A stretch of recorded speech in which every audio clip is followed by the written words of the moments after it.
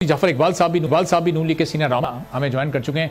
चौधरी जाफर साहब, ये आज का फैसला भी आया, नसरुल्लाह मलिक साहब भी कह रहे थे कि ये पॉलिटिकल विक्टिमाइजेशन के मुकदमात नहीं होने चाहिए, लेकिन ये अफसोस की बात है कि हमारी कोई भी हुकूमत हो उस दौर में इस तरह के केसेस भी सामने आते हैं जो फिर बाद में जाकर नल एंड वॉइड हो जाते हैं। तो अब ये आज नून लीग तो यकीनन सेलिब्रेट कर रही होगी कि अब मियाँ साहब ही आपके प्राइम मिनिस्टर के कैंडिडेट, तमाम शकूक व शुबात खत्म हो गए आज के फैसले के बाद। नून लीग क्या सेलिब्रेट करेगी कि 7 साल इस मुल्क के जाया कर दिए गए। नून लीग ये सेलिब्रेट करेगी कि हमने मोटरवेज का जो काम शुरू किया था वो 7 साल का तातुल का शिकार हो गया। नून लीग क्या सेलिब्रेट करेगी कि पिछले 4 साल में कोई एक बिजली घर न लग सका।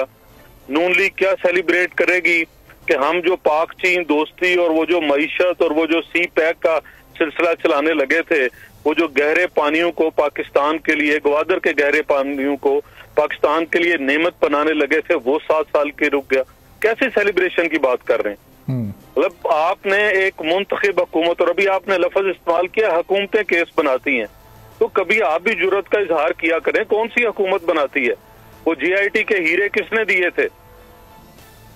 वो जो तकरीर है जिस बुनियाद पर जस्टिस शौकत सदीकी को निकाला गया, वो चलाया करें, बताया करें केस कौन बनाता और लगवाता था। जाफर साहब, ये बताया करें। अब चूंकि आप तो 7 साल का जिक्र कर रहे हैं, तो मियां साहब के 17 में बाहर नाअहल होने के बाद शायद खाकान साहब का भी वो 1 साल गुजरा।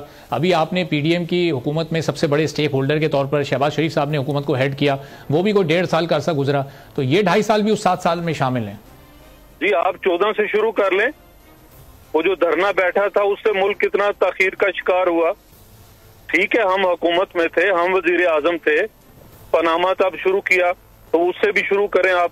देखिए, जश्न मनाने वाला तो कोई ऐसा सिलसिला नहीं, लेकिन हाँ, हम आगे बढ़ने के लिए तैयार हैं, हम काम करने के लिए तैयार हैं, हम उन चीजों को दोबारा संभालने के लिए तैयार हैं। हम अपनी वो सियासी जदोजहद जो हमने इन केसेस के बावजूद की, ये केसेस बनाने वालों ने बनाए, हीरे तराशे गए, नैब को भेजा गया, FIA ने सब कुछ किया, उसके बावजूद मियां नवाज शरीफ और मियां नवाज शरीफ के साथी खड़े रहे। कभी किसी ने हमारी आंखों में आंसू नहीं देखे, कभी किसी ने हमारी कोई प्रेस कॉन्फ्रेंस नहीं सुनी, कभी किसी ने हमें रोते चीखते हुए या हमारे बच्चों को मीडिया पे आके बिलबिलाते हुए नहीं देखा। हमने जुर्रत और बहादुरी के साथ ये सफर तय किया है, और आज हम अल्लाह का शुक्र अदा करते हैं कि वही इदारे, वही लोग इन्हीं बेंचेस पे बैठे हुए वो आज ये कह रहे हैं कि ये सब कुछ गलत हुआ था, और ये तारीख लिखी जा रही है, और इससे आगे जश्न मनाने की हमारे लिए कोई बात नहीं है। हाँ, हम संजीदगी से आगे बढ़ने के लिए तैयार हैं, काम करने के लिए तैयार हैं, मुल्क की सियासत को संभालने के लिए, मईशत को संभालने के लिए, और मियां नवाज शरीफ अपना किरदार बतौर स्टेट्समैन अदा करने के लिए इंशाल्लाह तैयार है। ठीक है, चलें मैं आपको वापस भी सब्सक्राइब करें और बेल दबाएं ताकि कोई खबर रह न जाए।